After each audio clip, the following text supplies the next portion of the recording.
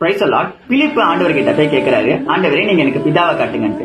அதுக்கு ஆண்டவர் சொல்றாரு, பிலிப்புவே இத்தனை நாள் என்னோட இருந்து நீ என்னை அறியவில்லையான்ட்டு. அங்க சொல்லாம சொல்றாரு, நான் தாங்க உண்மையான கடவுள்ட்டு.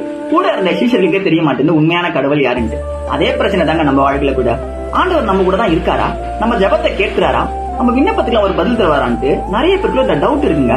நிச்சயமா சொல்றேன், ஆண்டவர் உங்க கூட தான் இருக்காரு. ஆனா நீங்க ஆண்டவரோட கூட இருக்கீங்களா? கொஞ்சம் யோசிச்சு பாருங்க. டெய்லியும் பைபிள் படிக்கிறீங்களா? டெய்லியும் பிரேயர் பண்றீங்களா?